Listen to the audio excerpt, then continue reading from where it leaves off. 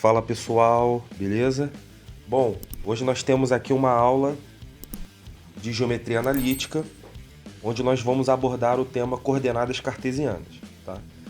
Então, toda vez que nós temos um par ordenado do tipo xy, na geometria analítica nós podemos representar esse par ordenado por um ponto, aonde esse x aqui representa a abscissa do ponto, e o y aqui representa a ordenada do ponto.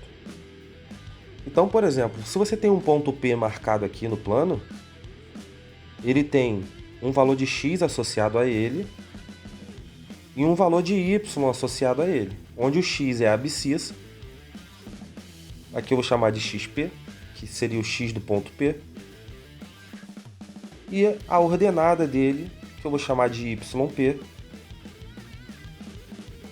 marcado aqui no eixo y, tá? Então, todo ponto no plano cartesiano ele vai ter associado a ele uma abscissa, que é a primeira coordenada, e uma ordenada, que é a segunda coordenada. Ou seja, o x sempre vai ser o primeiro elemento aqui, o y vai ser sempre o segundo elemento. Tá?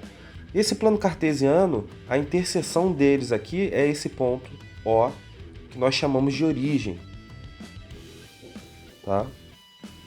E as coordenadas da origem, né, são o 0 e 0. Nesse ponto aqui o x é 0 e o y é 0. Tá? Então as coordenadas da origem são 0 e 0.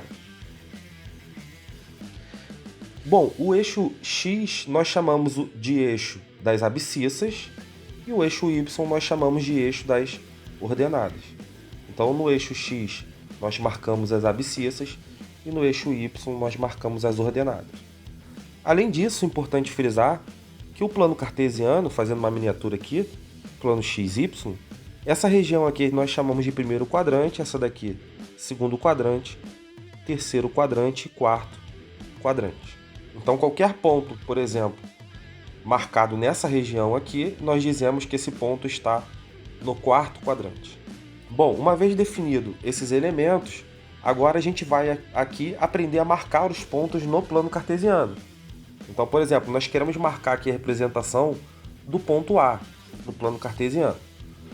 Aqui ele está dizendo para a gente que a abscissa do ponto A é o 1 e a ordenada do ponto A é o menos 1. Significa que o x dele é 1 e o y dele é menos 1.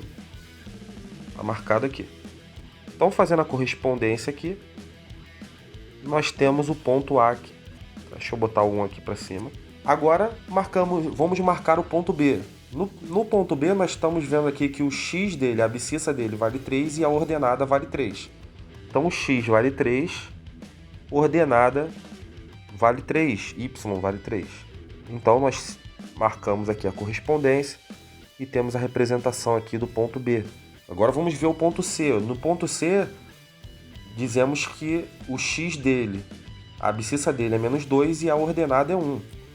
A abscissa é menos 2, ordenada, que é o y, igual a 1. Fazendo as correspondências, temos aqui o ponto C marcado.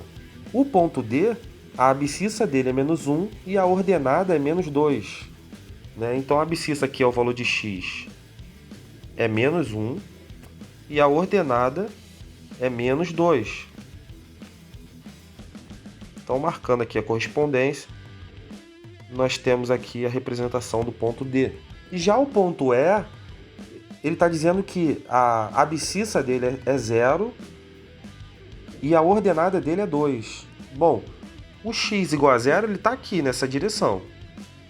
E o y igual a 2 ele está aqui. Então você marca aqui o y igual a 2.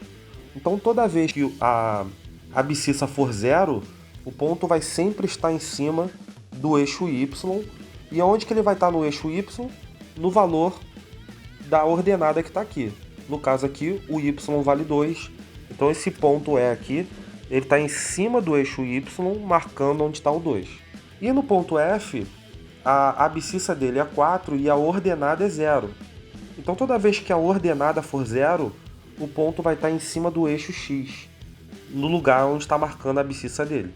No caso aqui está marcando no 4. Então esse ponto aqui, ele vai estar em cima do eixo X na direção do 4. Com isso, nós temos as representações de todos os pontos aqui ao lado, no plano cartesiano. Tá? Então a gente pode verificar aqui que, por exemplo, o ponto B está no primeiro quadrante, o ponto C ele está no segundo quadrante, o ponto D está no terceiro quadrante, o ponto A está no quarto quadrante e os pontos E e F que estão em cima dos eixos, nós não dizemos que eles não pertencem a nenhum quadrante. Pontos que pertencem aos eixos não estão em nenhum dos 4 quadrantes. Ok? Então é isso, gente. Espero ter ajudado de alguma maneira. E é isso, até a próxima.